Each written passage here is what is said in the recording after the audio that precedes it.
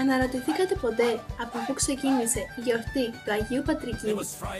Η απάντηση είναι από την Ιρλανδία, της οποίας θεωρείται Άγιος και προστάτης της. Εορτάζεται στις 17 Μαρτίου κάθε χρόνο και στη γιορτή του επικρατεί στην Ιρλανδία το πράσινο χρώμα αλλά και το σύμβολό του, το τριφύλι. Γεννήθηκε περίπου το 385 μετά Χριστό στη Βρετανία και ήταν χριστιανός.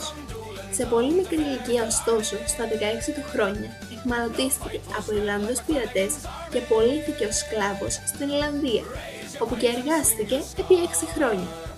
Παράλληλα σπούδαζε και ενδυναμωνόταν πραγματικά μέσω της πίστης του.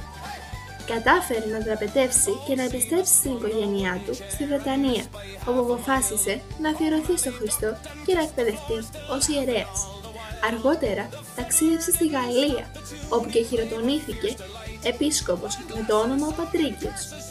Η Καθολική Εκκλησία τον έστειλε στην Ιρλανδία για 2 λόγους: να καταπολεμήσει την αίρεση των Παλαγιανών, αλλά και να διαδώσει τον χριστιανισμό σε περισσότερους Ιρλανδούς.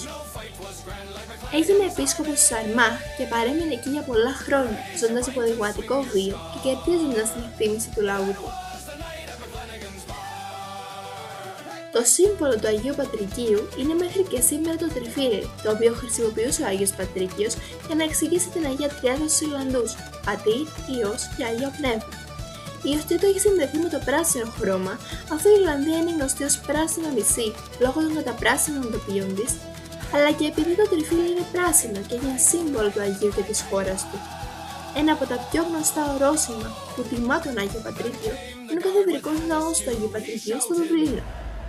Ο Άγιος Πατρίκιος πέθανε περίπου το 461 μετά Χριστό, αφήνοντας πίσω του μια τεράστια πνευματική κληρονομιά και πολλές ιστορίες που συνδυάζουν πραγματικά γεγονότα και θρύλους, όπως ο μύθος ότι εξόρισε τα φίδια από την Ιρλανδία.